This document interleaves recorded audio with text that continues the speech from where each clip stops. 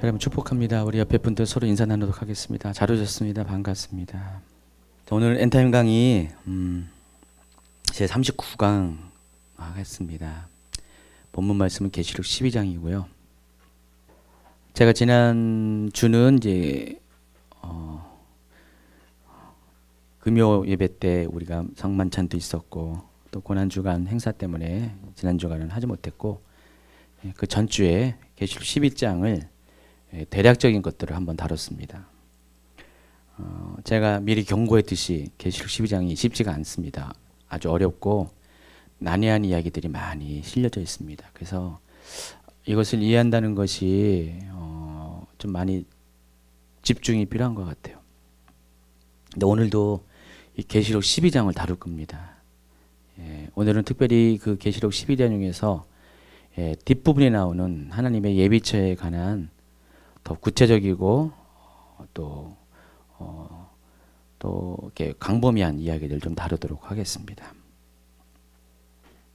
요한계시록 12장을 한번 본문을 먼저 같이 읽도록 하겠습니다. 요한계시록 12장 준비되셨으면은 같이 읽도록 하겠습니다. 하늘에 큰 이적이 보이니 해를 옷 입은 한 여자가 있는데 그 발 아래에는 달이 있고 그 머리에는 12별의 관이 섰더라. 이 여자가 아이를 베어 회산하게 되매 아파서 애를 쓰며 부르짖더라. 하늘에 또 다른 이적이 보이니 보라, 한 큰 붉은 용이 있어 머리가 7여 뿔이 열이라. 그 여러 머리에 7 왕관이 있는데 그 꼬리가 하늘의 별 3분의 1을 끌어다가 땅에 던지더라. 용이 해산하려는 여자 앞에서 그가 해산하면 그 아이를 삼키고자 하더니 여자가 아들을 낳으니 이는 장차 철장으로 만국을 다스릴 남자라. 그 아이를 하나님 앞과 그 보호자 앞으로 올려가더라. 그 여자가 광야로 도망하며 거기서 1260일 동안 그를 양육하기 위하여 하나님께서 예비하신 곳이 있더라. 하늘에 전쟁이 있으니 미가엘과 그의 사자들이 용과 더불어 싸울세. 용과 그의 사자들도 싸우나 이기지 못하여 다시 하늘에서 그들이 있을 곳을 얻지 못한지라. 큰 용이 내쫓기니 옛뱀 곧 마귀라고도 하고 사탄이라고도 하며 온 천하를 꿰는 자라. 그가 땅으로 내쫓기니 그의 사자들도 그와 함께 내쫓기느니라. 내가 또 들으니 하늘에 큰 음성이 있어 이르되 이제 우리 하나님의 구원과 능력과 나라와 또 그의 그리스도의 권세가 나타났으니 우리 형제들을 참수하던 자 곧 우리 하나님 앞에서 밤낮 참수하던 자가 쫓겨났고 또 우리 형제들이 어린 양의 피와 자기들의 증언하는 말씀으로써 그를 이겼으니 그들은 죽기까지 자기들의 생명을 아끼지 아니하였도다.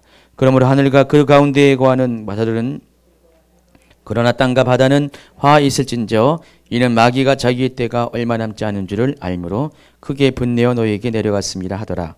용이 자기가 땅으로 내쫓긴 것을 보고 남자를 낳은 여자를 박해하는지라. 그 여자가 큰 독수리의 2날개를 받아 광야 자기 곳으로 날아가 거기서 그 뱀의 낯을 피하여 한 떼와 2떼와 반 떼를 양육받으매 여자의 뒤에서 뱀이 그 입으로 물을 강같이 토하여 여자를 물에 떠내려가게 하려 하되 땅이 여자를 도와 그 입을 벌려 용의 입에서 토한 강물에 삼키니 용이 여자에게 분노하여 돌아가서 그 여자의 남은 자손 곧 하나님의 계명을 지키며 예수의 증거를 가진 자들과 더불어 싸우려고 바다 모래 위에 서 있더라. 역시 읽어도 이해가 안 갑니다. 이해는 좀 아직 멀었어요. 좀 더 시간이 필요합니다. 무려 7개월 남았습니다. 이해를 못하시네 또.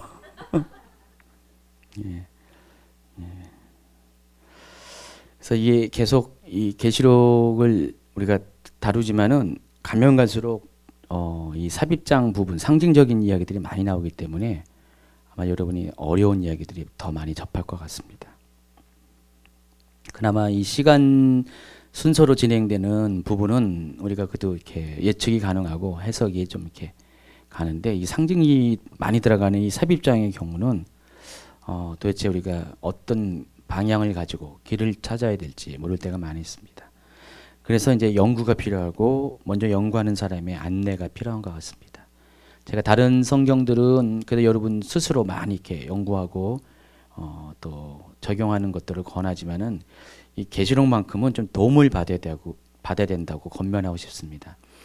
왜냐하면 잘못 해석하면은 엉뚱한 길로 갈 확률이 너무 많아요. 나도 모르게 내가 이단이 된다니까요.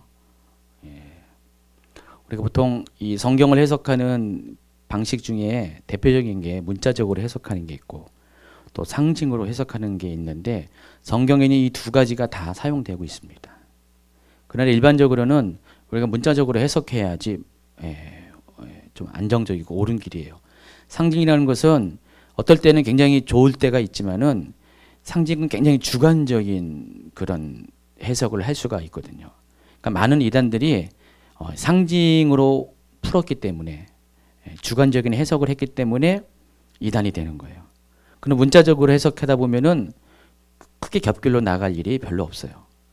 그래서 하나님이 어쨌든 간에 우리에게 이 성경을 주실 때는 우리가 먼저 문자적으로 이해할 수 있는 그런 언어로 문장으로 우리에게 성경을 주셨어요.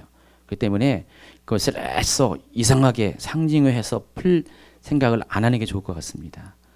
그러나 그럼에도 불구하고 이 계시록 자체가 상징적인 언어와 그런 표현들이 너무 많기 때문에 이거는 좀 이렇게 좀 우리가 좀 이렇게 객관적인 도움이 필요한 것 같아요. 그래서 이분이 이 부분에서 이렇게 얘기하고 저분이 이렇게 말하는 것에 대해서 물론 솔직히 다 달라요. 솔직히 그거 다 찾아가면은 헷갈려서 뭐가 맞는 거야 하면서 그럴 때가 많긴 많아요. 그렇지만은 그래도 그런 가이드를 좀 따라가야 좋습니다. 이 계시록은 굉장히 험한 산입니다. 굉장히 여기에는요, 오늘 여기 나온 것처럼 용도 나오고 굉장히 어려운 이야기들이 많이 등장하고 있기 때문에 이 상징은 좀 도움이 필요한 것 같습니다.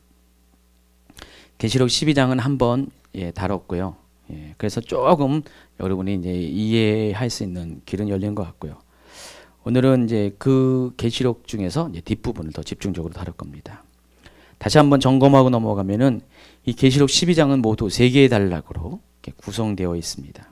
여러분 성경도 이미 다 여러분 성경에 이렇게 앞에 단락 표시가 딱딱 있잖아요. 뭐 동그라미 표시도 있고 어떤 성경마다 다르겠지만은 그게 하나의 단락이에요. 그래서 지금 계시록을 보면은 시각적으로도 3개의 단락으로 구분되어 있는 것을 알 수가 있습니다. 첫 번째 단락이 1절부터 6절까지고 이 1절부터 6절까지의 내용은 바로 핍박받는 교회에 관한 이야기가 실려져 있고요.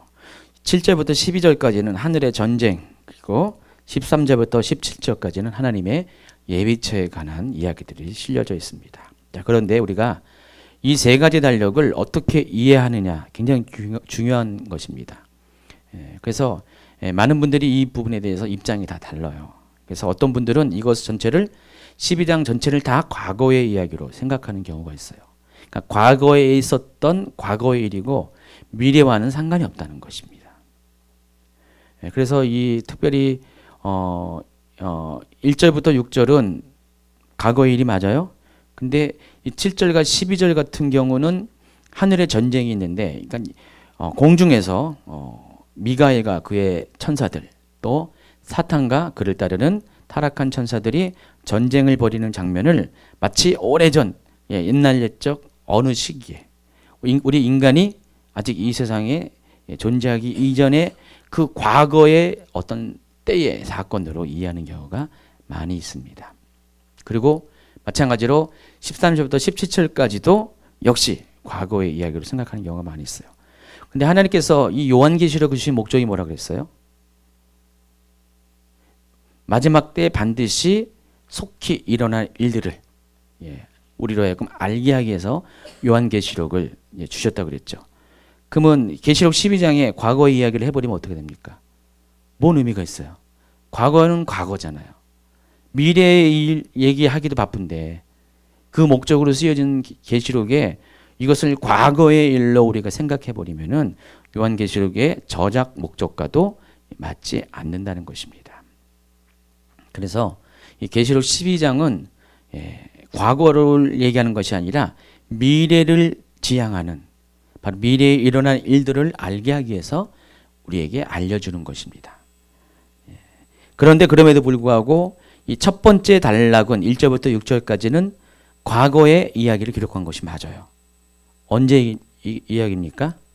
바로 2000년 전 예수님이 이 땅에 처음 오실 때, 예수님의 초림 때의 일을 기록한 것이 맞습니다. 자, 그렇지만은 이 기록이 그 때의 사건을 말하는 것은 맞지만은 우리가 이것을 어떻게 이해해야 된다고 제가 여러 번 말씀드렸습니까?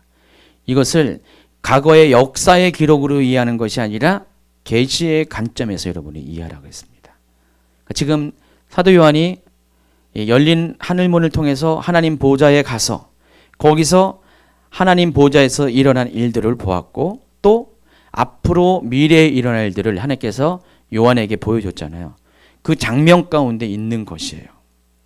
그러면서 하나님은 역시 12장에서도 미래에 일어날 일들에 대해서 이야기하고 있지만은 그러나 그 미래에 일어날 일들을 이해하기 위해서 과거의 사건들을 다시 한번 계시적으로 재조명을 하고 계시다는 것입니다.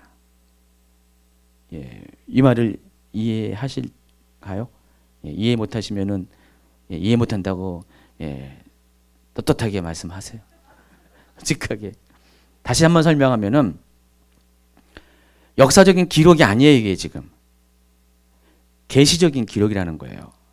그러니까 지금 사도 요한은 미래에 일어날 일에 대해서 예수님께서 지금 가르쳐 주시는데 그 미래에 일어날 일을 이해시키기 위해서 과거에, 그러니까 앞으로 미래에 일어날 일과 똑같은 유형의, 다시 말해서 샘플, 견본을 보여준 건데 그게 과거의 사건이었다는 것입니다.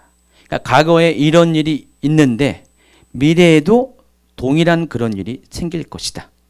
그것을 설명하기 위해서 과거의 이야기를, 스토리를 끌어온 거로 한 것이에요. 그래서 보여준 거예요.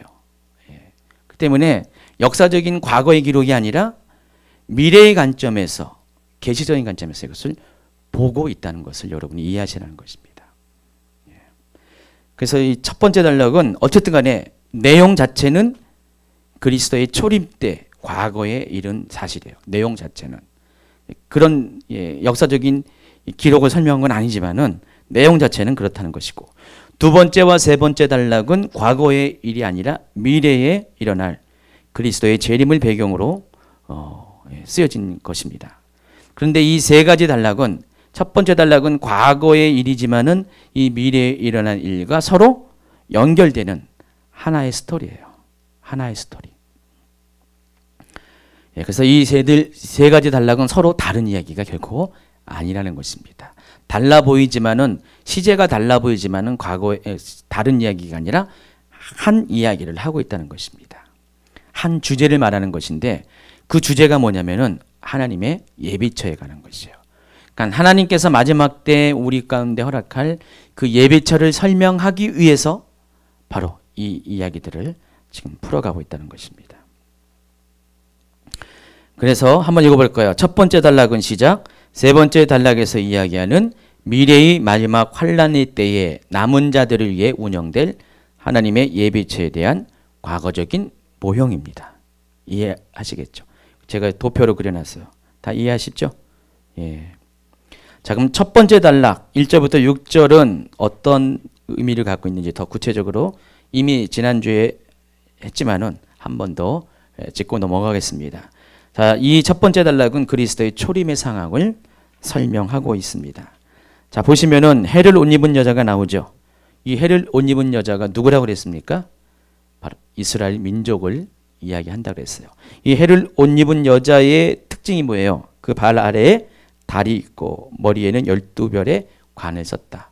이건 창세기에 나오는 요셉의 이야기와 컨셉이 같습니다. 그래서 이스라엘 민족은 야곱의 12아들로 구성이 되었고요. 여기서 해와 달은 누구죠?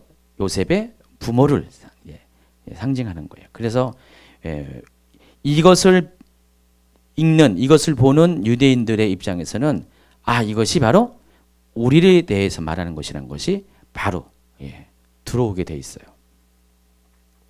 그래서 해를 옷 입은 여자는 이스라엘 민족을 말하고, 또 여자가 낳은 아이가 등장하죠. 여자가 낳은 아이 등장하는데 이 여자가, 해를 옷 입은 여자가 아이를 낳는데 그 아이가 누굽니까? 예수 그리스도예요. 그러니까 예수님은 이스라엘 민족을 통해서 이 세상 가운데 오셨습니다. 또 3절에는 큰 붉은 용이 등장하는데 뭐 머리가 일곱이고 뿔이 열이라 이것은 이제 나중에 또 설명하고요. 다른 강의 때 설명하고 이 용의 정체가 어디 나와 있어요? 9절에 큰 용이 내쫓기니 옛뱀 곧 마귀라고도 하고 사탄이라고도 하며 온 천하를 깨는 자라 그랬어요. 여러분 강의 안에 지금 하고 있는 건데 제가 458페이지. 예. 그래서 이 붉은 용의 정체는 분명히 뭐라고 했습니까? 사탄이라고 정해져 있습니다. 자, 그런데 이 아이가 그리스도가 출산하게 되면은 이 사탄이 어떤 계획을 갖고 있습니까? 낳자마자 아이를 삼키고자, 다시 말해서 그리스도를 죽이고자 계획을 갖고 있었어요. 그렇죠? 예, 계획을 갖고 있었고, 그런데 여기 뭐라고 했습니까? 예, 여자가 마침내 아들을 낳았고 이 아들을 누구라고 설명합니까? 이는 장차 철장으로 만국을 다스릴 남자라. 그 아이를 하나님 앞과 그 보호자 앞에서 올라가더라 하겠습니다. 철장으로 만국을 다스릴 이 아이, 그러니까 예수님이 이 아이의 사역이, 아이의 정체성이 정해집니다. 예수님의 사역이 뭐라고요? 만국으로 장차 철장으로 만국을 다스릴 그런 그런 존재로 하나님께서 이스라엘 통해서 그리스도를 이 땅에 오게 합니다. 그런데 그 아이를 하나님 앞과 보호자 앞에 올려가더라. 자, 예수님의 무엇을 상징합니까? 승천. 승천을 상징하고 있습니다. 예수님이 승천하셨습니다. 그 이후의 상황이 또 6절에 전개되는데 그 여자가 광야로 도망했다 했어요. 그 여자가 누구라고 했어요? 여기서는 이스라엘을 통해 생성된 초대교회 공동체 내지는 이스라엘 민족을 다 말해요. 어쨌든 그 여자는 도망갔어요. 광야로. 실제로 이스라엘 민족이 어떻게 됐습니까? 디아스포라가 됐습니다. 흩어졌습니다. 이 디아스포라는 단어는 흩어진 민족이라는 뜻이고요. 바로 이스라엘 민족이 어떻게 됐어요? AD 70년에 그 예루살렘이 멸망한 다음에 어떻게 됐습니까? 다 이방으로 열방으로 흩어지게 됐죠. 바로 그 흩어지는 상황을 디아스포라라고 그러고 그 디아스포라 된 상황을 여기선 광야로 표현하고 있습니다. 그러니까 이스라엘 민족 자체, 그 여자 자체가 광야로 도망을 했고 또 그 가운데 이스라엘의 민족인 초대교회 공동체도 역시 예루살렘에서 수데반의 죽음과 더불어 박해가 있은 후에 다 뿔뿔이 열방으로 흩어졌죠. 바로 그 상황을 묘사하고 있다는 것입니다. 자, 이것도 지금 다 상징을 풀어가고 있어요. 지금요. 다 상징을 풀어가고 있는데 여기서 그 계시록 자체가 직접적으로 설명해 주는 것은 큰 용의 정체밖에 없죠. 그러니까 나머지는 다 우리가 그 용의 정체와 정의 전체를 기준으로 해서 다 이것들을 상징을 해석해야 돼요. 이것은 해석하기 나름이에요. 그래서 그러니까 내가 어떤 관점을 가지고 이 부분을 해석하냐에 따라서 자기 중심적으로 해석할 수도 있고, 그러나 우리는 가능한 한 성경의 다른 곳에서 말한 언급한 용어와 실예를 통해서 객관적으로 성경적으로 해석을 해야 되는데, 제가 지금 한 이 해석은 저만 하는 것이 아니라 대부분의 이 성경을 해석하신 분들의 공통된 입장입니다. 여러분도 뭐 이렇게 특별히 이 부분에 대해서 토를 날 이유가 없죠. 맞죠? 토를 달고 있습니까? 토를 다른 분도 용기 있게 한번 얘기해 보세요. 어쨌든 이 첫 번째 단락을 해석하는 데는 큰 무리가 없는 것 같아요. 그렇죠? 단지 이것이 과거의 역사적 기록으로 간주하느냐 아니면 계시의 관점에서 과거의 일을 설명하느냐, 요것을 받아들이는 그 입장만 다를 뿐입니다. 이제 두 번째 단락으로 넘어갑니다.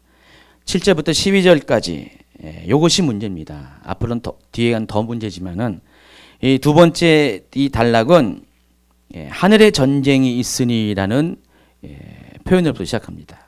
하늘의 전쟁이 있습니다. 갑자기 느닷없이 뚱딴지같이 하늘의 전쟁이 있습니다.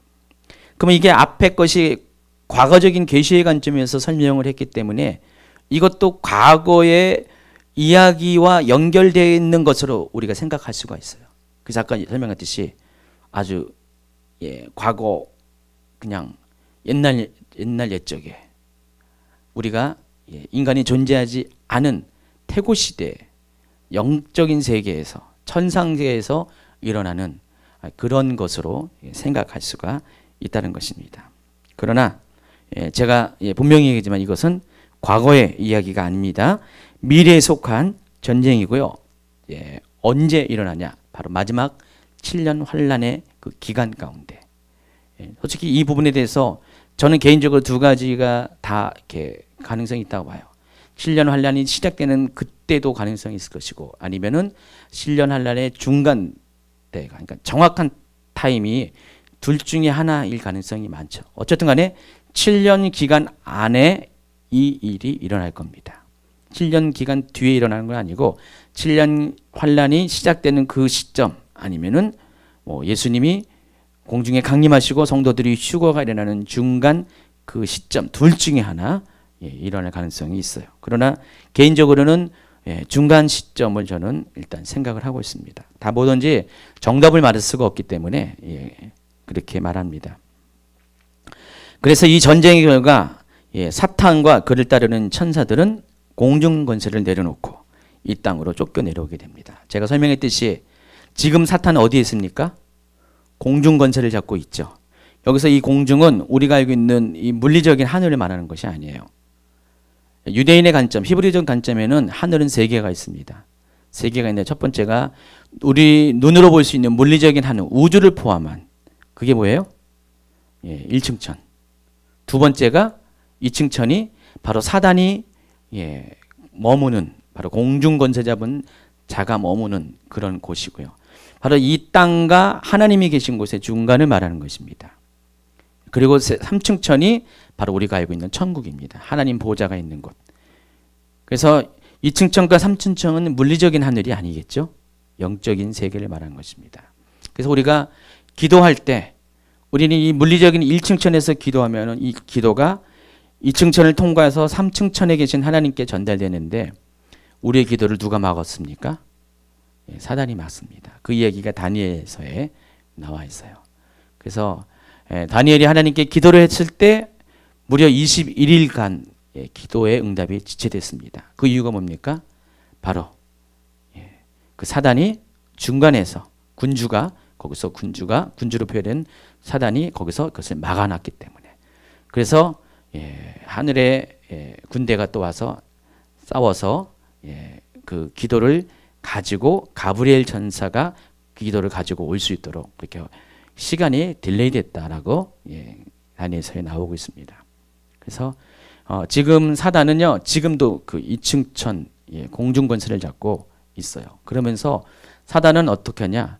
이 땅과 하늘에 3층천도 왔다 갔다 해요. 그러니까 2층천에 있으면서도 1층천에도 오고 3층천에도 갑니다.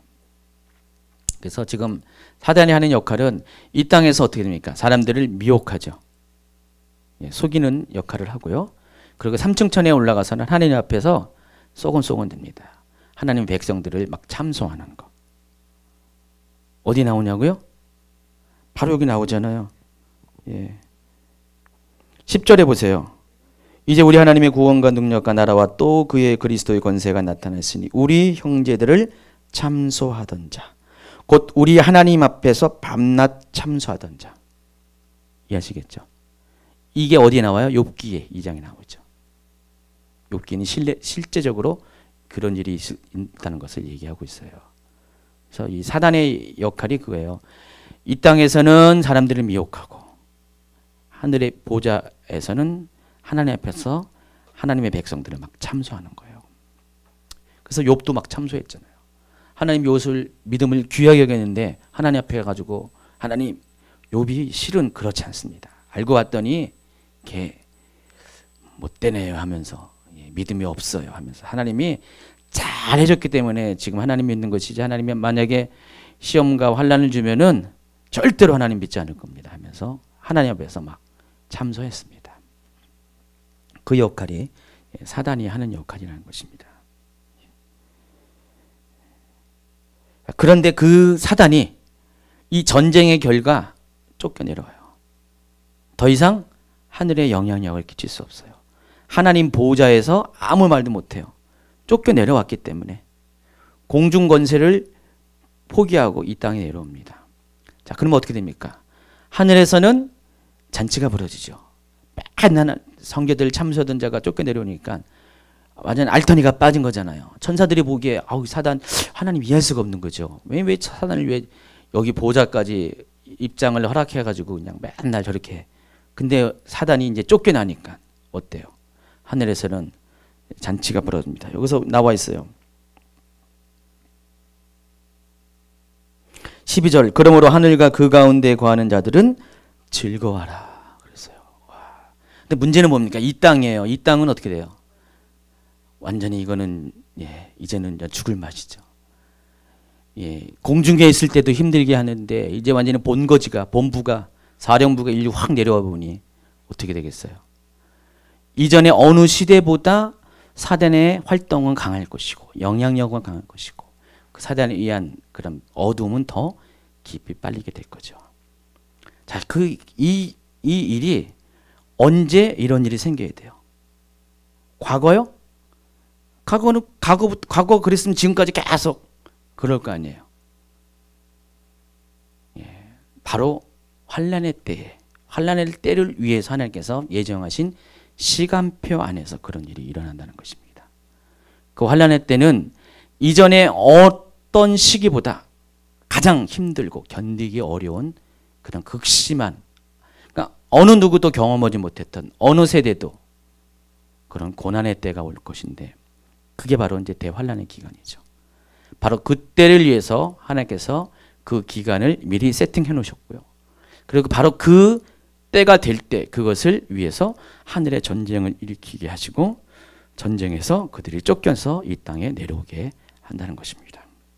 계속 이어지는 12절 중반부부터 보면은 그러나 땅과 바다는 화하있을진저 이는 마귀가 자기의 때가 얼마 남지 않은 줄을 알므로 크게 분내어 너희에게 내려갔습니다. 아직까지는 마귀가 지금 쫓겨나지 않았어요. 아직은. 근데 마지막 때 쫓겨나게 되면 그때는 큰일 납니다. 그러니까 마귀가 쫓겨내려오기 전에 여러분 어떻게 되겠어요? 여러분이 할 일은 휴거해야죠. 여러분 이제 공중으로 올라가야죠. 뭐 마귀가 올 때까지 기다리면 아닙니다. 되게 힘들 것입니다. 그래서 이 두 번째 단락은 바로 이 마귀로 인해서 이 세상이 앞으로 굉장히 큰 환난 가운데 이렇게 빠지게 되는데 그러한 일이 생길 수밖에 없는 영적인 배경을 설명하기 위한 그런 단락이라는 것입니다. 그리고 세 번째 단락입니다. 459페이지 넘어가 있습니다. 이미 13절부터 17절은 자, 이 같은 하늘의 전쟁의 결과 이 땅에 내려온 사탄에 의해서 교회 공동체가 어떻게 됩니까? 박해를 받게 될 것입니다. 그럼 어떻게 됩니까? 하나님께서 이 교회 공동체를 어떻게 그냥 가만 놔둬야 돼요? 아니죠. 도와주셔야 되죠.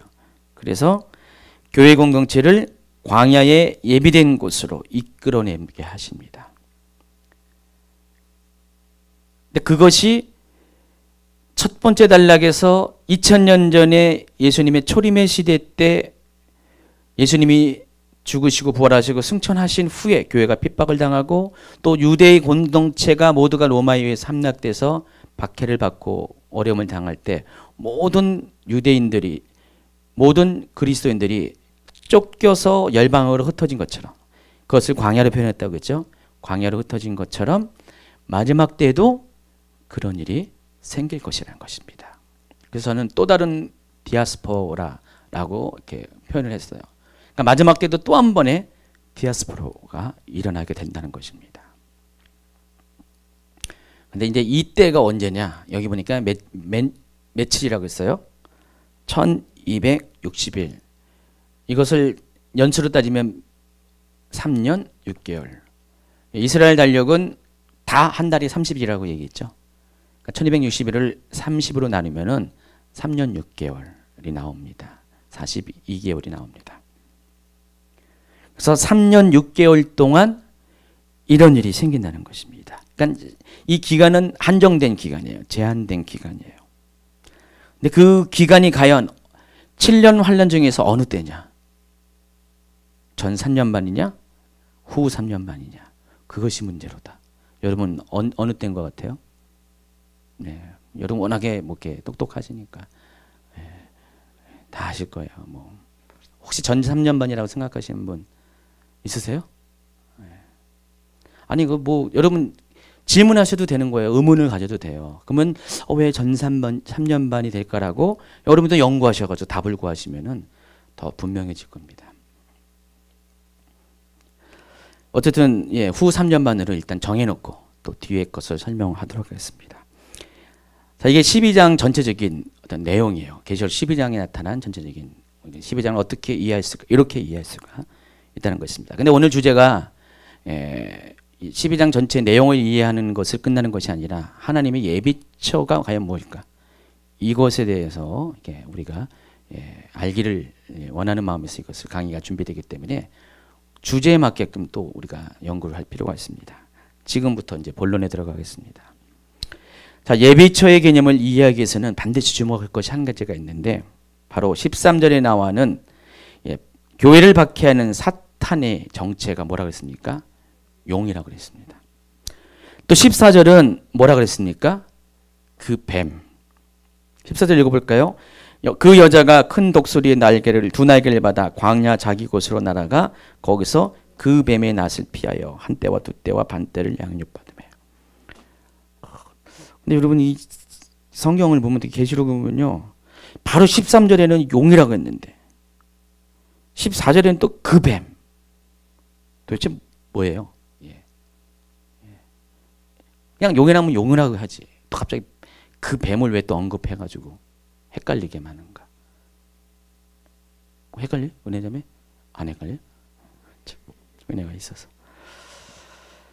예. 근데 우리가 왜 이런 단어를 썼는지에 대해서도 우리가 좀 생각을 해볼 필요가 있어요. 그럼 하나님이 그냥 말 실수로 피곤해가지고 이렇게 쓴 게 아니라 요한이 피곤해서 뭐 제대로 못 알아듣는 게 아니라 다 이유가 있어서 쓴 것이에요.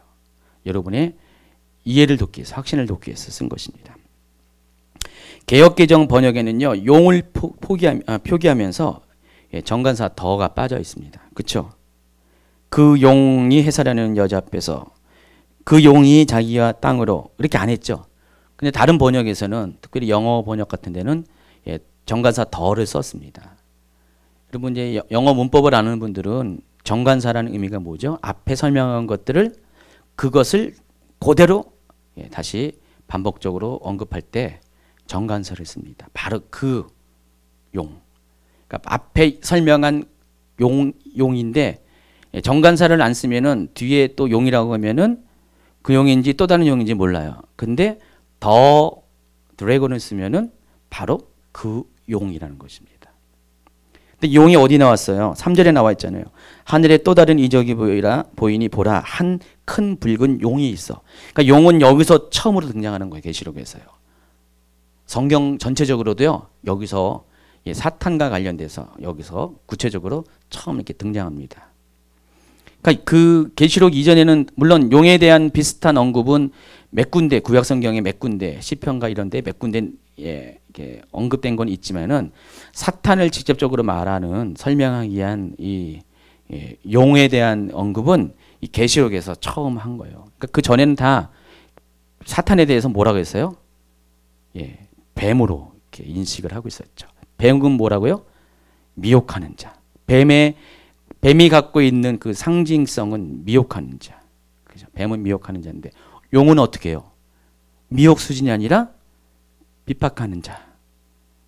제가 그래서 지난 강의 때 얘기했잖아요. 용과 뱀이 갖고 있는 의미가 다르다는 것입니다.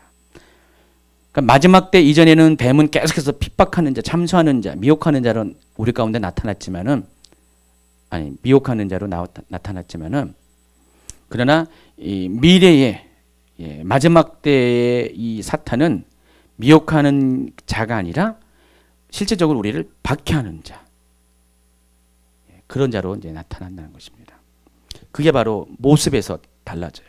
뱀과 용의 모습의 차이라는 것입니다.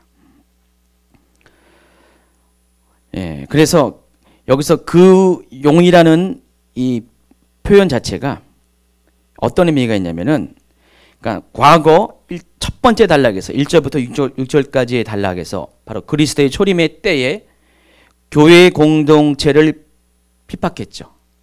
바로 용이 핍박했죠. 사탄이 핍박했죠. 바로 그 용이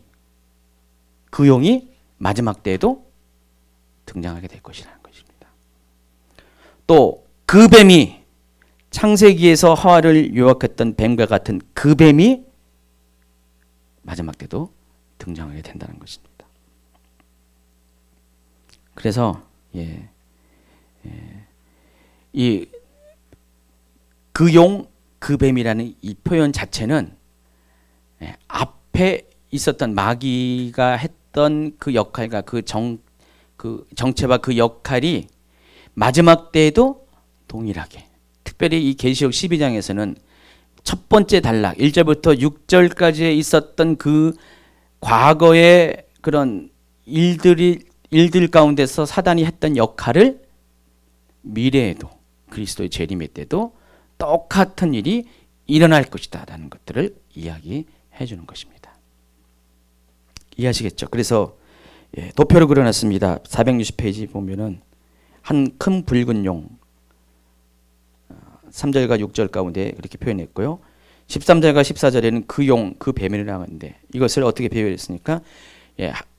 그리스도의 초림 때 초대교회를 핍박했던 용이 그리스도의 재림 때도 이제는 마지막 때의 교회를 핍박할 것이다. 바로 이 용과 저 용이 다른 용이 아니라 다른 같은 용. 그래서 마귀가 그렇게 할 것이다라는 것을 우리에게 알려주는 것입니다. 여기까지는 그래도 여러분 좀 이해하시는 것 같아요. 고개를 끄덕거리시는 거니까. 이제는 예비처의 성격에 대해서 얘기했습니다. 여러분 예비처라는 단어도 여러분 처음 듣는 분들 많이 있잖아요. 들어봤어요? 그 예비처에 대해서 예전에 몇 년 전에 2012년 전인가 저쪽 그 미국의 이상남 목사님이 뭐 그분이 이제 베리집에 대해서 막 그때 한참 이렇게 얘기하셨는데 나중에 이제 좀 있어 얼마 있으면 베리집에서 저도 다룰 거지만은 목사님도 굉장히 그냥 엄청 강조해서 베리집에 대해서 얘기했어요. 근데 목사님조차도 베리집에 대해서 알고 있는 정보가 너무 가짜가 많으셔가지고 목사님도 이제 그것 때문에 많이 이렇게 그 안 좋은 막 여기 이렇게 소리를 많이 들었어요. 그래서 베리집이 짐승의 표가 아니다라고 주장하는 분들에 의해서 그분도 많이 이렇게 힘든 시간을 보냈어요. 그랬는데 어쨌든 간에 이제 그분이 그때 그 얘기를 하면서 뭘 얘기했냐면은 하나님의 예비처에 대해서도 막 얘기했어요. 그래서 인터넷 유튜브에서 베리집 담으로 하나님의 예비처에 대해서 많이 이렇게 사람들한테 이렇게 많이 이렇게 인기라고 할까요? 많이 이렇게 보게 된 어떤 강의 중에 하나입니다. 저도 그때 봤는데 그렇게 크게 생각하지 않았던 것들을 생각할 수 있도록 계기를 주신 것이 좀 어쨌든 감사합니다. 자, 그런데 이 예비처라는 것이 많은 분들이 오해를 하고 있어요. 무슨 오해인 것 같아요? 피난처로 이해합니다. 물론 예비처가 피난처인 것은 맞아요. 여기 계시록 12장에 보니까 피난처 맞아요.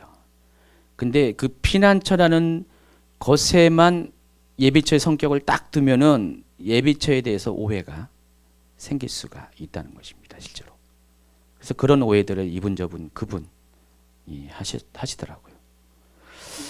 그래서 이 예비처의 성격이 무엇인가를 여러분 잘 알 필요가 있습니다. 일단 결론부터 이야기하면 예비처는 두 가지의 성격이 있는데 첫 번째가 피난처 맞습니다.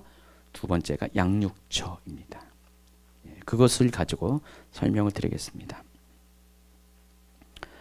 자, 6절과 14절을 한번 비교해서 읽도록 하겠습니다. 그 여자가 큰 독수리의 두 날개를 받아 광야 자기 곳으로 날아가 거기서 그 뱀의 낯을 피하여 한 때와 두 때와 반 때를 양육받으매. 자 보시면은 그 시간적인 배경 시기는 상황은 달라요. 만약에 마지막 때가 우리가 살고 있는 이 시대에 가까운 시기에 온다면은 우리가 지금 마지막 때를 많이 이렇게 말하고 있으니까 그럼 대략 이 시간차가 어떻게 돼요? 2000년이잖아요.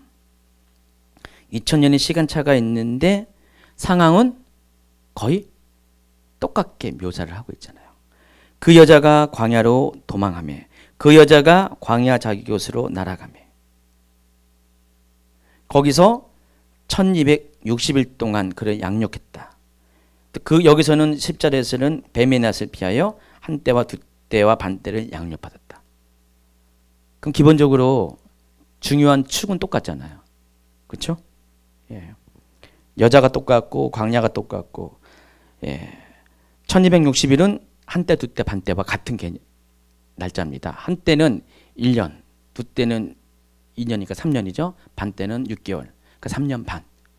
42개월, 1260일. 같은 날짜예요. 그래서 이 두 가지가 시제는 다른 것 같지만 같은 상황을 설명하고 있습니다. 그래서 우리가 6절의 이 광야를 초대교회 성도들이 당하는 디아스포라 사건으로 이해한다면 14절에서의 광야의 자기 곳, 킹제임스 성경에서는 광야에 있는 자기 처소라고 설명을 했습니다. 이 두 곳은 광야와 강야에 있는 자기 처소는 단지 그 시기만 다를 뿐이지 똑같은 디아스포라의 의미를 가지고 있다는 것입니다. 그래서 이 마지막 때의 예비처인 이 광야의 자기 곳은 마지막 때의 교회가 처할 운명이 어떤 것을 우리가 알려줍니다. 그러니까 마지막 때의 교회도 초림의 때의 교회처럼 마지막 때는 적그리스도에 의해서 교회 또한 흩어지게 됩니다. 박해를 받아서 디아스포라가 되는 것을 그런 운명을 겪을 것을 알게 해준다는 것입니다. 지금은 여러분이 굉장히 좋은 시절을 보내고 있는데 마지막 때가 될 때 이 시기가 오면은 더 이상 교회가 존재할 수가 없어요. 교회가 있을 수가 없다는 것입니다. 왜냐하면 교회를 탄압하는, 그러니까 초대교회를 탄압한 로마 정부가 초대교회를 탄압한 것처럼 그래서 250년 동안에 10번에 걸친 대박해가 있고 물론 계속해서 크고 작은 박해들이 다 있죠. 근데 아직 우리가 기억할 만한 대규모의 박해가 10번이나 있어서 250년 동안 그런 상황이 재현된다는 것입니다. 근데 그 재현되는 정도가 과거에 겪었던 그 수준이 아니라고 했어요. 이때가 되면 마귀가 하늘의 전쟁에서 져가지고 이 땅에 내려오기 때문에 그 정도의 박해가 아닙니다. 그리스도인으로 살아남는다는 것 자체가 불가능해요. 뒤에서 설명하겠지만은 이때 남겨진 자는 전원 순교입니다. 방법이 없어요. 그런 상황이 생긴다는 것입니다. 그런데 하나님께서는 그런 상황이 생길 때 주의 성도들을 어떻게 됩니까? 역시 예비처에서 보호하신다는 것입니다. 그리고 그들을 양육하신다는 것입니다. 그러니까 마지막 때에도 그런 일이 생긴다는 것입니다. 그래서 이 예비처는 사탄의 위협으로부터 성도들을 보호하기 위한 특별한 장소가 될 것입니다. 그런데 이것은 문자적으로 광야로 이해해서는 안 됩니다. 실은 어떤 분들은 이것을 그렇게 이해해요. 그래서 지금부터 이렇게 도망가 계신 분이 계세요. 그냥 농담하는 게 아니라 진짜 그런 일이 있다니까요. 사막 한가운데 광야 깊은 곳에 벌써부터 가 계세요. 벙커도 파놓고 식량도 막 묻어놓고. 근데 이러한 것이 왜 그러냐면은 우리가 환란에 대해서 7년 환란을 어떻게 이해하는가에 따라서 관점에 따라 이게 그렇게 가능해요. 그러니까 이런 생각을 갖고 있는 분들의 그 믿는 환란설은 환란 후 휴거설이에요. 휴거가 세 시기에 따라서 휴거설이 다르다고 했잖아요. 환란 전 휴거설. 7년이 있기 직전에 휴거가 있고 7년 환란이 있다. 그리고 저는 여러분에게 뭘 설명합니까? 중간에 3년 6개월에. 그런데 또 어떤 분들은 7년 환란이 끝난 다음에 휴거가 있을 것이다. 그럼 어떻게 돼요? 아직 휴거가 일어나지 않았기 때문에 환란 후 휴거설은 이때까지는 어떻게 해요? 살아남아야 되잖아요. 어떻게든지 간에. 근데 7년 동안을 다 환란이니까 그 환란을 피해서 숨는 게 최선이죠. 그래서 환란 후 휴거설을 믿는 분들은 숨어 있어요. 지금부터 막 숨어가고 있습니다. 왜냐하면 지금 때를 보니까 언제 급박하게 이 마지막 때가 임할지 모를 정도로의 아주 긴박한 위기감이 지금 느껴지기 때문에 여기를 봐도 저기를 봐도 정말 마지막 때가 가까이 왔던 것들을 피부로 느끼기 때문에 지금 도망갈 기회가 있을 때 도망가자, 피하자 해서 그렇게 가 계신 분이 생겨요. 실제 그렇다는 거예요. 실제. 예, 실제 그런 거예요. 물론 이렇게 많은 분들이 갈 수 있는 광야는 없겠죠. 예, 뭐 이렇게 하려면 돈도 있어야 되고 뭐 해야 되는데 자주간 이것을 이렇게 이해하면 이렇게 행동을 하게 된다는 것입니다. 예, 그러나 역사를 통해서 우리가 알 수 있는 것은요. 그래서 환란 후 휴거설이 맞지 않는 이유 그 논거 중에 하나가 바로 여기서도 설명할 수 있는 거예요. 역사를 통해서 우리가 알 수가 있는 것은 광야의 예배처라는 것은 문자적으로 광야에 숨을 곳을 말하는 것이 아니에요. 물론 초대교회 성도들 중에서는요. 카타콤과 같이 로마 군대가 발길이 안 닿는 외지에서 동굴을 파고 막 숨어서 예배드리는 사람들도 있긴 있었어요. 있긴 있었지만은 그러나 그리스도인 전체가 그렇게 할 수는 없어요.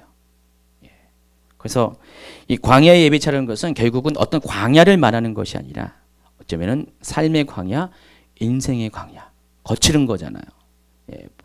모든 필요한 것들이 공급되지 않은 그런 것. 그러니까 후 3년 만의 기간이 되면은 여러분에게 뭐가 이렇게 여러분이 아닐 수가 아니어야 되겠죠. 예, 죄송합니다. 내가 큰 실수를 했습니다. 그때 남아 있는 자들은 어떻게 돼요? 당장 뭐가 됩니까? 계시록 13장에 나와 있는 짐승의 표를 받지 않고 또 짐승에게 경배하지 않으면 어떻게 됩니까? 모든 매매를 금지하게 돼 있어요. 먹고 살 방법이 없어요. 그것처럼 광야가 어디 있을 것 같아요. 그렇죠? 그래서 가장 빈곤한 자로 가장 쫓기는 자로 살게 될 것인데 남아있는 자들은 바로 그때 교회가 존재하게 될 것인데 교회가 존재합니까? 아닌 것 같은데요. 이렇게 생각하시는 분들은 지금 저한테 따지지 말고 앞에 강의들 쭉 이렇게 보세요. 제가 이거 지금 다 설명할 수가 없으니까 앞에 이미 다 설명했으니까 보시고요. 그때 교회가 남아 있을 때 그 교회들은 어떻게 해요?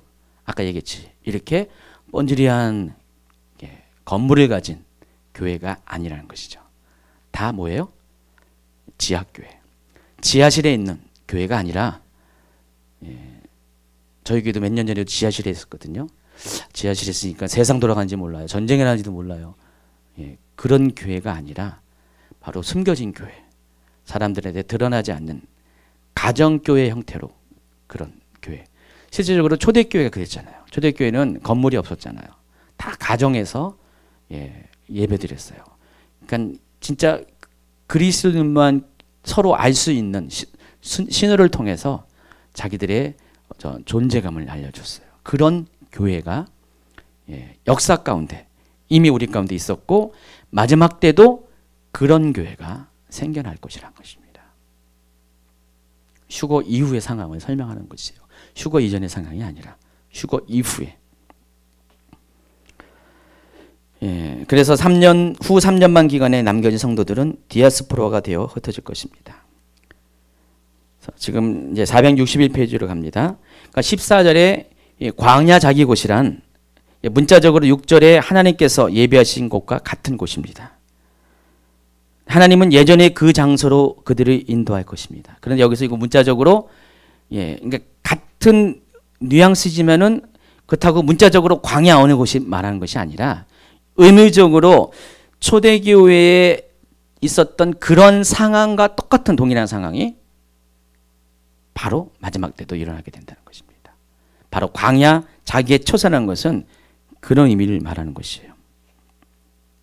그래서 2000년 전의 상황이 앞으로 미래에 적그리스도가 통치하는 시기가 오면은 동일하게 반복될 거고, 근데 그 반복되지만은 재현되지만은 그 강도는 2000년 전의 그 강도보다는 훨씬 더 센, 우리가 감당할 수 없는, 전원 순교할 수밖에 없는 그런 상황이 생기게 된다는 것입니다.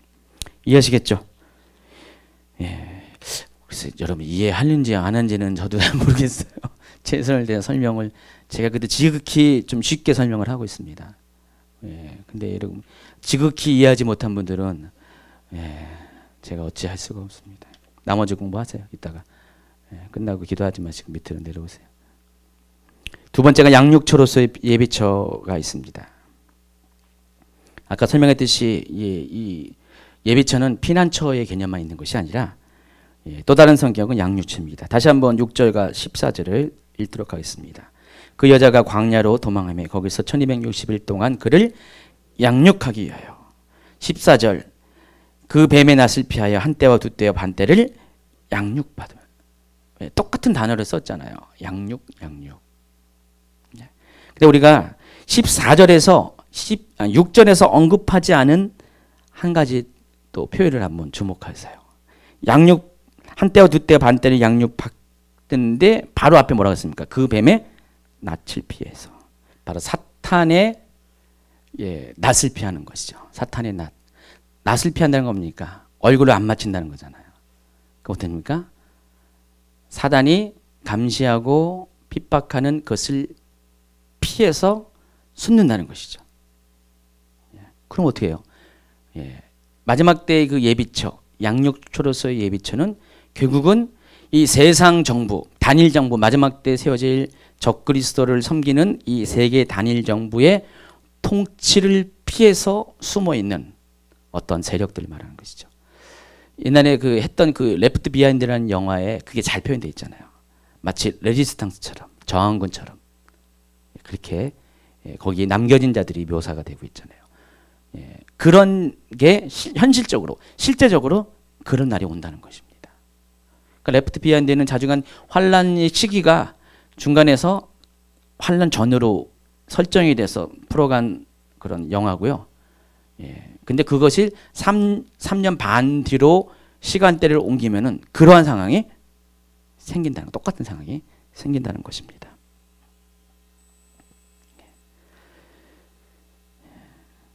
보세요. 13장 4절 5절 한번 읽어볼까요? 용이 짐승에게 권세를 주므로. 용은 누구라고요? 사탄. 짐승은 적그리스도. 저는 친절하게 여러분 이게 다 정체까지 이렇게 파란색으로 헷갈리지 않도록 잘 해놨습니다. 근데 이거 했기 때문에 여러분 이거는 모른다면은 뭐라고 이야기냐면 비읍비읍입니다. 저 바보라고 얘기 안 했어요. 비읍비읍이라고 했어요. 그래서 용이, 사탄이 짐승 적그리스도에게 권세를 줘서, 여기 보세요. 다음 벌. 용에게 경배하며 짐승에게 경배하며. 그러니까 마지막 때 지금 적그리스도만 존재하는 게 아니라 사탄도 존재해요. 거기. 사탄이, 물론 사탄의 모든 대리자가 적그리스도예요. 적그리스도지만은 사탄이 어떻게 해요? 지금 쫓겨 내려왔잖아요. 쫓겨 내려왔어요. 쫓겨 내려왔기 때문에 저 하늘에는 더 이상 없기 때문에 본부가 여기에요. 지금 사령부가 여기에요.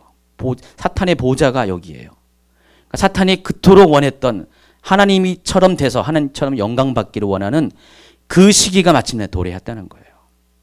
3년 6개월 동안 짧은 시간이지만. 근데 하나님께서 어쨌든 간에 그 시간들을 허락하셨어요. 아마도 사탄이 너무 이렇게 불쌍해서 그런지 모르겠지만은 그런 건 아니고, 하나님이 마지막 때 심판을 위해서, 심판의 어떤 그 당위성이 준비되어지기 위해서는 반드시 사탄이 그토록 원하던 세상을 지배하는 그때가 와야 되기 때문에. 그래서 그 3년 6개월이 있고 바로 그 3년 6개월 동안 낫을 피한다는 것이죠. 뱀의 낫을 피해서. 그래서 3년 6개월 한때와 두때와 반때를 양육받는다는 것입니다. 그럼 반드시 이 기간이 후 3년 만이 되어야 된다는 것이 명확해지죠. 그렇죠? 반대하십니까? 동의하시죠? 오늘은 제가 여러분이 계속 이렇게 확인하고 질문하는 그런 분위기로 가고 있습니다. 그만큼 제가 이게 굉장히 중요한 개념인데 좀 여러분이 이렇게 오해할까봐 잘 모를까봐 약간 높아심에서 그렇게 말하는 것 같습니다. 평소에 이렇게 많이 안 해요, 제가. 그래서 3년 후 3년 반 되어가려는 시기에 어쨌든 이 사탄의 낫을 피해서 그리고 감시를 피해서 남은 자들이 양육을 받게 된다고 그랬습니다. 근데 과연 무슨 양육을 받냐? 유치원 교육을 받냐? 초등학교 교육을 받냐? 아니면 중고등학교, 대학교 교육을 받냐? 정답은 뭡니까? 다 받아요. 유치원부터 받는다니까요. 그 양육처는요, 유치원부터 다 있어요. 대학교까지 다 있습니다. 박사과정은 잘 모르겠어요, 사주관. 다 양육과정이 있습니다. 우리가 이것을 이해하기 위해서는 한 가지 더 여러분에게 더 던지는 그런 질문이 있습니다. 후 3년만 기간을 여러분이 어떻게 이해하세요? 저는 예전에요, 환란 기간을 아주 초기에 예수님 이제 얼마 안 돼서 뭐 휴거에 대해서 막 이렇게 그때 막 이렇게 막 처음 듣고 막 그런 스토리에 대해서 막 그냥 불을 뿜듯이 막 얘기하는 전도사님이 계셨거든요. 막 그런 얘기를 듣고 휴거 책도 막 읽었잖아요. 휴거라는 책이 있었잖아요. 한 30년 전에 있었잖아요. 그런 책을 막 읽을 때는요, 이 환란 기간은 제가 막연하게 하나님의 은혜가 완전히 자취를 감추는 기간. 성령께서 완전히 이제는 여기서 떠나간 기간. 하나님이 이름을 불러도 대답 없는 그 이름이 된 그 기간. 그러니까 하나님과 이 남은 자들의 완전히 단절이 일어나는 기간. 왜냐면은 하나님과 우리 사이에 누가 가로막았냐?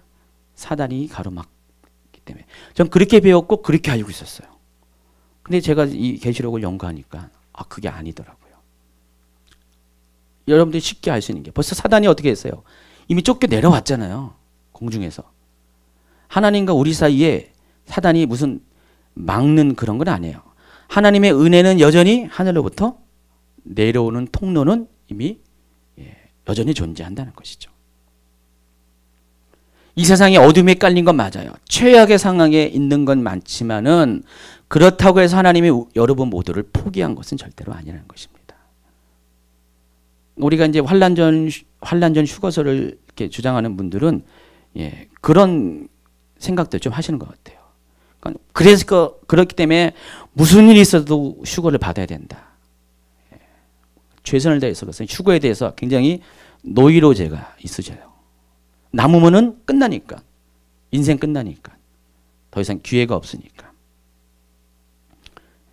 그렇게 생각을 하는 게 맞습니다. 근데 제가 보면 볼수록 어떤 마음이 드냐면은 하나님은 끝까지 한 영혼이라도 포기하지 않고요. 심지어 믿음이 조금 기준이 함량이 미달려가지고 어쩔 수 없이 휴거에서 탈락돼서 남아있는 성도들도 있잖아요. 그러나 아직 하나님을 몰라서 남아있는 자들도 있잖아요. 불신자들. 그들조차도 하나님은 기회를 준다는 거죠. 믿을 수 있는 기회를. 그런 흔적들이 계시록에는요. 반대적인 설명을 하면서 조금씩 나와 있어요. 실제로 그렇다는 것입니다. 넘어갑니다.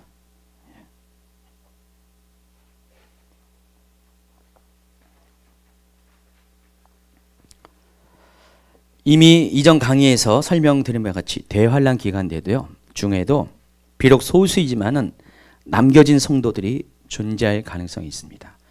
그래서 제가 이거 7교회를 설명하면서 분명 얘기해 줬죠. 그 교회가 어떤 교회라고요? 서문화 교회라고요. 제가 6월 달에 터키 갈 때 여기 방문할 겁니다. 지금은 이제 이즈미르라는 도시, 대도시가 됐는데 여기 방문할 겁니다.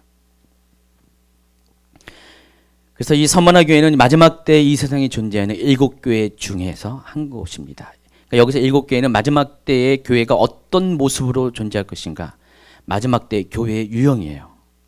뭐 시기적으로 역사적으로 해석해가지고 뭐 예수님 때 초립 때부터 이렇게 단계적으로 역사적인 교회를 의미하는 것이 아니라 예수님 때도 있었고 중간 때도 역사 가운데 있었고 마지막 때, 특별히 마지막 때는 더 분명하게 존재할 마지막 때 교회의 7가지 유형이라는 것입니다. 라오디게아 교회만 마지막 때 교회가 아니라 에베소 교회부터 시작한 모든 7가지 교회가 다 마지막 때 교회의 모습이에요. 그 중에서 서머나 교회가 있습니다. 이 서머나 교회는 빌라델피아 교회와 더불어서 유독 하나님한테, 예수님한테 칭찬만 들은 교회입니다. 다른 교회들은 다 어떻게 됐습니까? 칭찬과 더불어 또 뭐라고 했습니까? 책망을 받았죠. 물론 사대교회는 칭찬도 전혀 안 받고 책망만 받았어요. 4개 교회는 칭찬과 책망을 겸해서 받고, 1개 교회는 책망만 받고, 2개 교회는 책망을 안 받고 칭찬만 받는데 빌라델피아 교회와 서머나 교회라는 것입니다. 그래서 제가 빌라델피아 교회와 서머나 교회를 어떻게 여러분에게 분리해서 소개했냐면, 빌라델피아 교회는 휴거 교회라 이렇게 설명을 했고요. 그리고 서머나 교회는 아쉽지만은 남겨진 교회다 그랬습니다. 그러나 서머나 교회가 믿음이 없어서 하나님 앞에 칭찬 드릴 일이 없어서 남겨진 교회가 아니죠. 하나님께서 남겨두었습니다. 일부러 남겨두었습니다. 그러니까 마지막 때도 그런 교회가, 그런 성도들이 비록 소수이지만 존재하게 된다는 것입니다. 그렇다면 왜 하나님은 칭찬 받기 때문에 1순위로, 0순위로 휴거를 시켜야 될 그런 보배로운 자들을 왜 남겼을까? 가장 보배로운 예수님도 고난받게 하신 하나님께서 이들을 남겨주신 이유는 그들이 보배롭기 때문에, 그들이 정말로 예수님을 사랑하기 때문에, 그래서 어떠한 환난 가운데서도 예수님이 그리하신 것처럼 하나님 뜻을 이루는 자가 되기 때문에, 한마디로 해서 믿을 만한 자가 되기 때문에 그들을 남겨두었고, 그들을 통해서 역시 대환란 기간 통해서 복음 전파의 사명을 감당하게 한다는 것입니다. 자, 이것은 레프트 비하인드라는 영화에서도 충분히 우리가 이해할 수가 있어요. 남겨진 자들이 있었어요. 근데 실은 거기서는 약간 껄렁껄렁한 자들이 남았어요. 그렇죠? 근데 그들이 나중에 뒤늦게 회개하고 껄렁껄렁한 사람이 아니라 확실한 사람이 돼가지고 계속해서 복음을 전했잖아요. 그래서 휴거 전에는 안 믿던 자들이 믿음을 가진 자들이 생겼잖아요. 그 기자도 그런 케이스고요. 그렇잖아요. 그 기장도 그렇고 다 그런 사람들이 막 생겨났잖아요. 그렇죠? 그렇기 때문에 후 3년 만에 이 대환란 기간 동안에도 하나님은 역시 이 복음 전파의 그런 노력을 멈추지 않으신다는 것입니다. 그러니까 우리가 생각했던 이 세상이 완전히 어둠 가운데 깔리고 하나님의 은혜와 자비는 완전히 사라지고 성령의 역사도 없고 모든 것들이 다 중단되고 막혀지고 하나님과의 소통이 불가능하다고 생각하는데 그것이 아니라는 것입니다. 여전히 하나님의 자비는 이 세상을 향하고 있습니다. 이 땅을 향한 하나님의 긍휼은, 그 긍휼의 비는 멈추지 않고 있다는 것이고, 그래서 하나님의 그 긍휼한 마음이 이 세상 가운데 남겨진 자들을 허락을 하십니다. 근데 껄렁껄렁한 사람도 남겨지겠지만은, 그러나 그 어느 누구보다 신실한 자들을 남겨두어서 그들로 하여금 그 일을 감당하게 하신다는 것입니다. 하박국서 3장 2절을 한번 볼까요? 여호와여, 내가 주께 대한 소문을 듣고 놀랐나이다. 여호와여, 주는 주의 일을 이 수년 내에 부응하게 하옵소서. 이 수년 내에 나타내시옵소서. 진노 중이라도 긍휼을 잊지 마시옵소서. 성경에 나와 있는, 성경 전체에 흐르는 우리가 알고 있는 하나님은 그런 하나님이라는 것이죠. 진노 중이라도 긍휼을 멈추지 아니하는 하나님.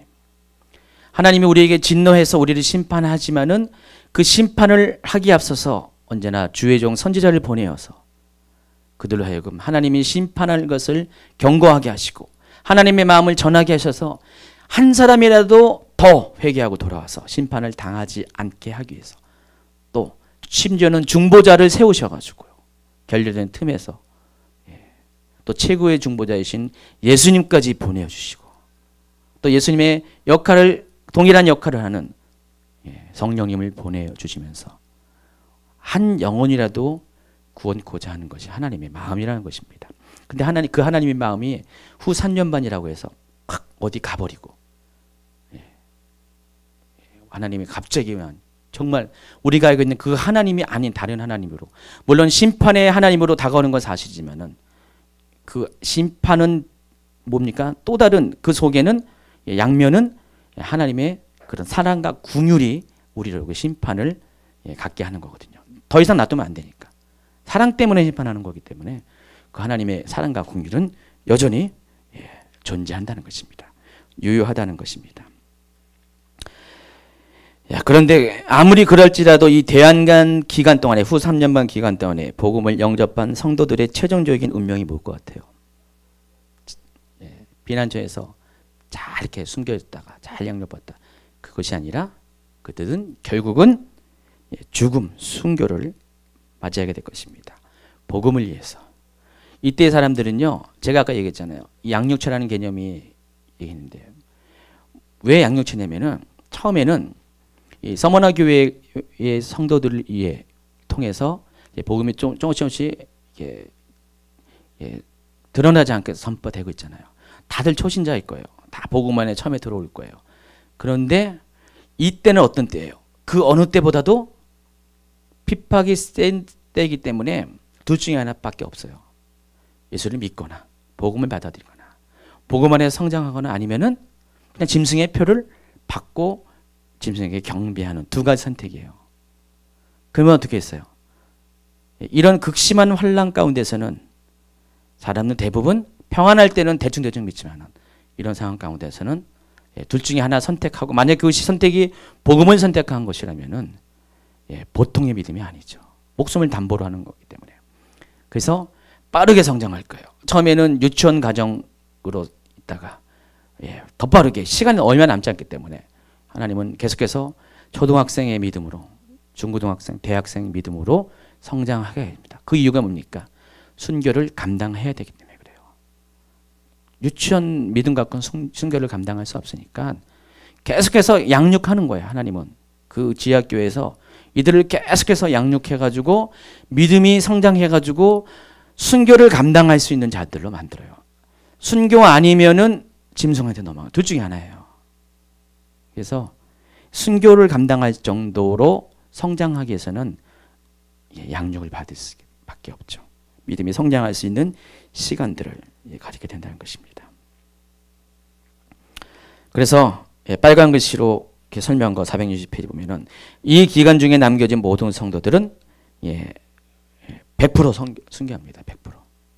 한 명도 남아있지 않습니다. 그들 중에는 뒤늦게 복음을 영접한 자들도 포함하고 또 유대인들도 포함합니다. 여기선 유대인과 헬라인이나 차별이 또 없네요. 이해를 못하시네 이 말이. 그러니까 서머나 교회 또 뒤늦게 복음을 영접한 자, 불신자 가운데서 복음 안에 들어온 자, 그리고 신앙이 별로 없다가 뒤늦게 이제 깨닫고 후회한 자들, 참 모든 그중에 유대인도 포함해 모든 자들이 복음을 받아들이고 예수 안에서 믿음으로 성장해서 양육받아서 순교자의 반열에 들어가게 됐습니다. 계시록 20절 4절을 보면요, 천년왕국에 대해서 쭉 설명합니다. 근데 그때 첫째 부활자에 대해서 언급을 하는데 이 첫째 부활자들은 천년왕국에서 왕노릇하는 자들을 말하는 것입니다. 자, 그런데 그들을 설명할 때 첫째 부활자를 설명할 때 이렇게 첫째 부활자의 자격을 소개하고 있습니다. 463페이지 한번 읽어보도록 하겠습니다. 시작. 또 내가 보좌들을 보니 거기에 앉은 자들이 있어 심판하는 권세를 받았더라. 또 내가 보니 예수를 증언함과 하나님의 말씀 때문에 목배임을 당한 자들의 영혼들과 또 짐승과 그의 우상에게 경배하지 아니하고 그들의 이마와 손에 그의 표를 받지 아니한 자들이 살아서 그리스도와 더불어 천년 동안 왕노릇하니. 뒤에 보면 이들이 바로 첫째 부활자라고 설명을 하고 있습니다. 자, 이들은 뭐냐면은 죽었다가 살아난 자들인데, 뒤에 보면은 빨간 글씨로 표현한 이 표기한 데를 보면은 이 상황이 어디예요? 평상시 상황입니까? 순교자 맞는데 언제 순교한 자들이에요? 7년 환란 기간. 특별히 언제? 후 3년 반 기간 동안에 순교한 자들이에요. 그러니까 후 3년 반 기간 동안에 순교한 자들이 있다는 거예요. 여기도요.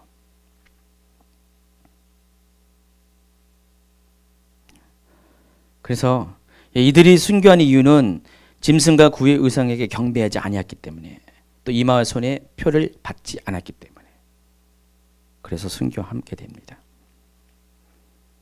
저는 이것을 보면서 하나님은 참 공평한 하나님이다. 공평하신 하나님이 3절의 가사를 달면은, 평소에 하나님을 잘 믿은 사람은 어떻게 됩니까? 잘 믿었으니까 미리 휴고시켜서 고난을 당하지 않게끔 하죠. 공평하잖아요. 그런데 뒤늦게, 여기서 서머너 교회는 빼고요, 이거 특별한 특수부대 빼고요, 뒤늦게 예수를 믿고 영접하고 뒤늦게 정신 차려가지고 예수 위에 자신의 삶을, 목숨을 드리는 자들은 어떻게 돼요? 대가가 있어야 돼요. 천국에 가기 위해서는. 순교. 공평하지 않아요? 제가 보기엔 공평한 것 같은데. 뒤늦게 믿은 자들은 천국 가는 건 똑같아요. 똑같은데, 근데 이들은 평소에 기회가 있을 때 하나님을, 예수님을 제대로 믿지 않았잖아요. 그러니까 뒤늦게 믿는 대신 대가를 치러야 되는 거예요. 공평하지 않으세요? 여러분이 아는 하나님이 아니에요? 저는 공평하다고 생각합니다. 또 계시록 12장 7절은 그들을 가리켜서 그 여자의 남은 자손이라고 했습니다. 그리고 그들에 대해서 보충적인 설명을 하고 있습니다. 뭐라고 했습니까? 그들은 곧 하나님의 계명을 지키며 예수의 증거를 가진 자들이라고 했습니다. 그래서 이 양육초로서의 예비처는 어떤 겁니까? 하나님의 계명을 지키고 예수의 증거를 가지도록 훈련시키는 장소가 된다는 것입니다. 이해하시겠어요? 그 어느 때보다. 그래서 역사적으로 이 초대교회 시대에도요, 지하교회 성도들은 대단했습니다. 우리의 수준과는 달랐습니다. 너무나 힘든 상황이었고요, 감당할 수 없는 상황이었지만은 그들처럼 믿음이 투철한 사람이 없었습니다. 하나님 말씀을 정말 철저하게 지켰고요, 거룩한 삶을 살았고요, 언제나 예수의 증거를 가진 그런 사람들이었습니다. 그렇기 때문에 그들은 핍박을 견뎌냈고 박해와 환난 가운데서도, 심지어 순교의 순간에서도 복음을 부인하지 않고 감당할 수 있는 사람이라는 것입니다. 그래서 마지막 때에 이 예비처에서 양육된 자들은 이와 같이, 그러니까 지하교에서 준비된 자들, 훈련된 자들은 모든 상황을 감당할 수 있는 믿음을 가진 자고, 그들은 마침내 천국을 소유하게 된다는 것입니다. 역사는 이렇게 반복되는 것이에요. 2000년의 역사가 2000년 후에도 동일하게 이렇게 하실 것이고, 그래서 하나님은 오늘 계시록 12장에서 2000년 전에 있었던 역사를 샘플로, 모형으로 보여줘서 마지막 때도 이런 일이 있을 것이다 라고 설명하신 거고, 그 중간에 마지막 때 핍박이, 더 강한 핍박이 있을 영적 배경을 7절과 12절에서 설명을 하고 있는 것이에요. 이제 계시록 12장이 이제 딱 머릿속에 확실하게 들어갔죠. 여자가 자기 곳으로 가기 위해서 큰 독수리의 날개를 받았다고 14절에 나옵니다. 여기서 이 날개, 독수리의 날개, 우리가 확실히 구분해, 독수리를 타고 간 게 아니라, 수동적으로 간 게 아니라 독수리의 날개를 받아서 우리가 날아갔다 그랬어요. 이것도 그래서 문자적으로 생각하면은 또 하나님의 그때 교회 성도들에게 날개를 주신다, 그거 아닙니다. 독수리의 날개는 바로 세상의 한계를 뛰어넘는 능력을 상징하는 것입니다. 그러니까 마지막 때 지하교회 성도들에게는 하나님께서 이와 같이 그 위험의 때를 버틸 수 있는 특별한 능력을 주실 것입니다. 특별한 권능을 주실 것입니다. 기적들을 나타내실 것입니다. 464페이지. 464페이지. 예비처의 운영 기간. 요거 하고 결론하고 마치겠습니다. 그렇기 때문에 이러한 정보를 통해서 우리가 확신할 수 있는 것은 결국 계시록 12장에 계시는 한번 읽어볼까요? 시작. 마지막 때에 있을 환난의 날에 교회의 공동체가 어떻게 하나님의 보호를 받는가를 보여준다는 것입니다. 그런데 마지막 때 교회의 공동체가 사탄으로부터 박해를 받는 시기는 언제이고 그 기간은 얼마 동안인가를 아는 것도 매우 중요합니다. 이미 답은 다 나와 있죠. 얼마큼이요? 3년 6개월, 42개월, 1260일 다 같은 기간을 말하는 것입니다. 근데 왜 그래야 되는가를 또 우리가 좀 분석을 할 필요가 있습니다.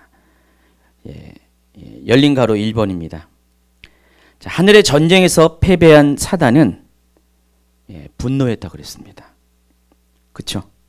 사단이 분노한 이유가 또 나와 있는데 12절 13절 한번 볼까요? 시작. 그러므로 하늘과 그 가운데서 거하는 자들은 즐거워하라. 그러나 땅과 바다는 화했을지어 이는 첫째 마귀가 자기의 때가 얼마 남지 않은 줄 알므로 크게 분내어 너에게 내려갔다 그랬습니다. 첫 번째 이유는 하늘의 전쟁에서 패배했기 때문에 그래요. 존심 상하잖아요. 자존심. 여지껏 공중권세를 잡고 그냥 막 그렇게 마음껏 사단 백성들을 미혹하고 막 참수하는 역할에다가 어느 날 갑자기 권리를 다 박탈당하고 이 땅으로 쫓겨 내려왔잖아요. 얼마나 화가 나겠어요. 그 원인으로 인한 것. 둘째는 중요한 것이 바로 자기의 때가 얼마 남지 않았기 때문에. 자기도 이제 끝날이 온다는 것을 알았기 때문에 어떻게 됩니까?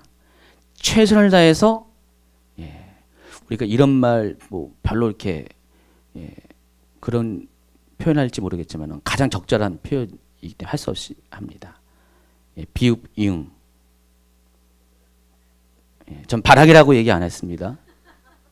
비읍, 이응. 정말 마귀가 가만히 있을 수가 없잖아요. 너무나 화가 나고요. 참을 수가 없으니까 최선을 다해서 비읍, 이응을 하게 됩니다. 그래서 이 일로 인해서 박해가 일어납니다. 이전에 어떤 시기보다 더 강력한 참아낼 수 없는 그런 사단의 분노로 인한 핍박들이 일어나게 된다는 것입니다. 그래서 이 자기의 때가 얼마 남지 않았다는 것은 결국은 바로 사단이 심판받기 전까지 마지막으로 활동할 수 있는 기간이 얼마 남지 않았다는 것입니다.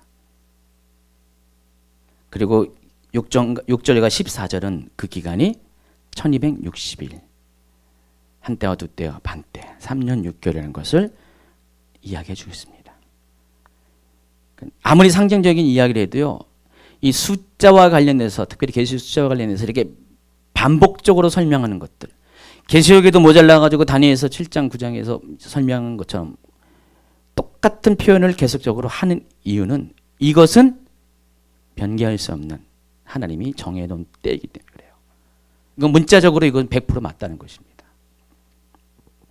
그래서 이것은 문자적으로 해석해야 돼요. 그러니까 정확한 1260일은 사단에게 주어진 남은 기간이에요. 그리고 이것은 계시록 13장 5절에서 적그리스도에게 주어진 권세의 기간과 동일합니다. 그래서 이때 12장 5절에서 이거는 이제 뒤에군요. 이때 자주가 사단의 분노로 인해서 여자와 여자의 남은 자손이 박해를 받는 시기를 경험하게 됩니다. 그래서 3년 6개월이 광야에서 예비처가 운영되는 기간이에요. 그리고 이 시기가 지나면은 12장 5절에서 얘기한 바와 같이 그리스도께서 다시 오셔서 철장으로 만국을 다스리어 왕노릇하는 시간이 오게 됩니다. 그것이 미래의 역사 가운데 이루어지는 것이 계시록 19장입니다. 한번 볼까요? 19장 15절 시작.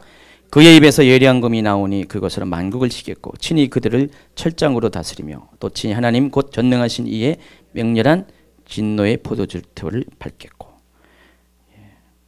바로 예수님이 정말 이 장차 철장으로 만국을 다스릴 아이라고 이 과거의 역사 가운데서 얘기했는데, 과거의 계시 가운데 얘기했는데, 그 일이 마지막 때 그대로 이루어지게 된다는 것입니다.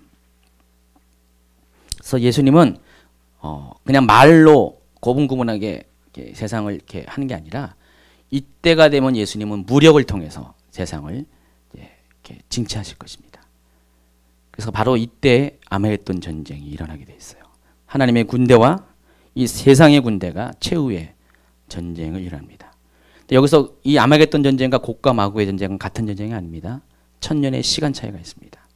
어떤 분들은 이 두 전쟁을 같이 보고 있어요. 그래서 요즘 막 러시아 뭐 이란 막 얘기하면은 곡과 마고의 전쟁이 일어날 것이다 막 얘기하는데, 아닙니다. 그건 나중에 이제 그때가 돼서 해당되는 계시록 20장에서 얘기할 것입니다. 466페이지로 넘어갔습니다. 이제 드디어 이제 마지막 결론이 가까워왔습니다.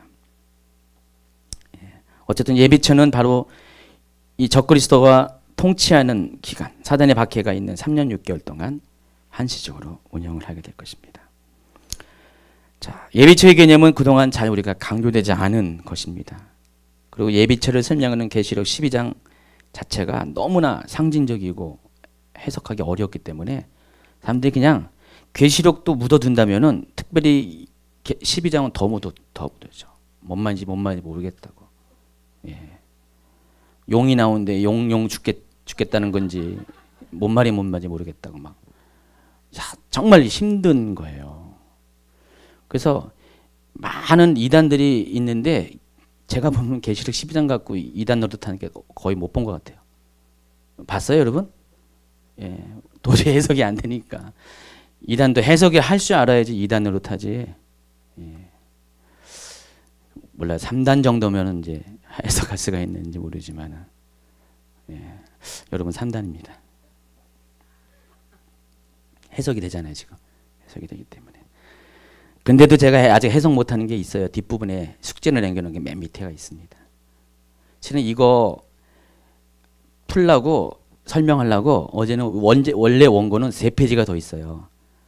근데 제가 바쁘잖아요. 시간이 없다 보니까 어제도 끙끙 대다가 거의 이제 설명을 하려고 했는데, 뭐든지 논리적으로 이것이 다 맞아 들어가야 되잖아요. 게다가 오늘 강의에서는 제가 오늘 원고를 이제 출력을 해야 되기 때문에 보내야 되는 시간이 다가왔고, 그래서 어쩔 수 없이 다 잘라버려서 삭제해버렸어요. 원래 한 13, 14페이지가 돼야 돼요. 계시록 12장 17절을 설명을 해야 되는데, 근데 요거는 다음 어느 날, 하여간 엔타임이 오기 전까지는 여러분에게 반드시 할 것을 약속을 합니다. 풀기 어려운 얘기도 많이 있어요, 솔직히. 이 부분을. 그래서 자, 중요한 것, 다시 한번 이제 결론을 통해서 설명하면은, 어떤 분은 예비처를 문자적으로 해석한다 그랬죠. 그래서 마지막 때는 하나님께서 남은 자들을 위한 특별한 장소를 주실 것이라고 얘기했어요. 그래서 예비처란 그것이다, 피난처다. 그래서 광야에 있는 숨겨진 요새를 생각해요. 그래서 광야로 지금 스며 들어가고 있습니다. 저는 뭐 다 틀리다 그러지 않잖아요. 왜냐면 하나님은 가능성이 있어요. 전능하신 분이기 때문에 실제로 문자적으로 광야에 있는 요새를 의미할 수가 있습니다. 근데 그것까지는 제가 이해를 해요. 근데 그 이후에 이것은 내가 이해를 못해요. 설령 이 3년 6개월 동안 보호를 받는다 할지라도 그 후에는 심판이 임하고 이 땅과 이 땅에 거하는 모든 생명들이 존재가 다 멸망될 것인데, 3년 6개월을 버티면은 과연 무슨 의미가 있냐 이거예요. 생각해 보세요. 3년 6개월을 버텼어요. 광야 요새에 들어가서 문자 그대로. 근데 어차피 이 세상은 다 멸망할 것인데, 저는 이게 이 휴거를 중간 휴거로 전제해서 설명하는 겁니다. 설사 그렇게 버티고 버텼는데 이 세상이 3년 뒤면은, 6개월 뒤면은 완전히 흔적도 없이 사라지잖아요. 이 물리적인 공간 자체가 완전히 포맷이 돼버려요. 그럼 그때 살아있으면 어떻게 돼요? 나도 그때 그 심판의 공간 가운데 있게 되잖아요. 아니면 하나님께서 그들만 위해서 또 다른 휴거를 준비했나요? 그건 말이 안 되잖아요. 생각해 보세요. 예비처에 내가 숨어 있어요. 숨어 있는데 3년 6개월 잘 버텼는데 뱀의 낯을 피해서 적그리스도의 세계정부의 낯을 피해서 탄압을 피해서 잘 버텼는데 중요한 것은 그 다음에 가령 천년왕국이 딱 도래해가지고 내가 직통으로 들어가면 좋은데 천년왕국은 남아있는 자리에 들어가는 것이 아니잖아요. 천년왕국 어떤 곳이에요? 바로 휴거된 자들, 부활한 자들이 들어가는 곳인데 하늘에서 이 땅으로 내려오는 곳인데 이 땅에 있는 사람이 직통하는 것이 아니에요. 그러니까 천년왕국과 이 땅의 멸망 사이에는 갭이 존재한다는 거예요. 그 갭을 누구든지 뛰어넘을 수가 없다는 거죠. 아무도. 육체를 가진 인간이. 그러면 결국은 이 세상이 멸망당할 때 자기도 멸망당할 수밖에 없는데 왜 구태여 그렇게 멸망당할 걸 왜 3년 6개월을 고생하면서 그렇게 버텨야 될 이유가 뭐가 있냐는 거예요. 광야의 자기 처소를 문자적으로 이해한다면 요새와 같은 것을 그거는 좀 어리석은 거죠. 그렇죠? 예. 이해하는 거예요, 제 말을. 예. 예. 이해하는 것처럼 보이지 않아 가지고 굉장히 상처가 되고 있습니다. 이해된다고 하면요. 이해된다고 이렇게 말은 못 해드려도요. 고개를 끄덕끄덕 하세요. 아니, 눈을 반짝반짝 하든지 이렇게 해주세요. 그래야지. 그렇기 때문에 3년 이 광야를 문자적으로 이해하고 광야의 피난처를 문자적으로 요새로 이해하는 것은 바른 해석이 아니라는 것입니다. 그래서 가장 우리가 이렇게 받아들일 수 있는 해석은 바로 이 지하교회. 역사적으로도 이미 초대교회가 그렇게 경험한 것처럼 마지막 때 교회는 이 마지막 때의 광야의 자기 처소는 바로 그 지하교회를 말하는 것입니다. 지하교회에서 일단은 피난처를 제공하는 것이고요. 그리고 그들을 양육해서 결국은 그들이 어떻게 됩니까? 복음을 또 다른 자에게 전하다가 잡혀서 고난당하고 죽는. 제가 죽는 하니까 김윤희 사님이 이렇게 맞아요. 되게 성경적인 거예요. 목 베어 죽이거든요. 총살로 안 죽이고 목 베어 죽인다고 그랬으니까. 그런 일이 바로 지금 IS가 목 베이는 것처럼 그런 일이 반드시 일어나게 된다는 것입니다. 그래서 그들은 마지막까지 복음 전파의 도구가 돼서 사용할 것이고 당연히 그들을 위해서 하나님께서 그들을 왕노릇하는 첫째 부활자로 삼는다는 것은 지극히 공평한 것이 아닐까요? 여러분 둘 중에 하나 기회가 있습니다. 나는 다 필요 없다. 순교하겠다. 여기 휴가 당하겠다. 선택하셔도 되고요. 그러다가 선택한다고 여러분 되는 게 아니라 하나님 주권입니다. 아무리 여러분 선택해도 소용없어요. 하나님의 그렇게 하시면 하실 것이고 그런 사람이 있을 것이고 남겨진 자들이 있을 것입니다. 확실하게 남겨지기 위해서는 지금부터 껄렁껄렁하게 믿어도 돼요. 그렇지만 그들은 어떻게 됩니까? 이 대가를 치르면서 결국은 가장 처절한 죽음을 어쩌면 십자가보다 더 처절한 죽음, 환난과 핍박과 죽음을 통해서 마지막 때를 이렇게 통과하게 될 것입니다. 이게 계시록 12장의 내용이에요. 계시록 12장이 이제 다 정리가 되시죠? 이제 이후로 계시록 12장을 모른다고 말하거나 생각이 안 난다고 얘기하거나 그러지 마시기 바랍니다. 기도합니다.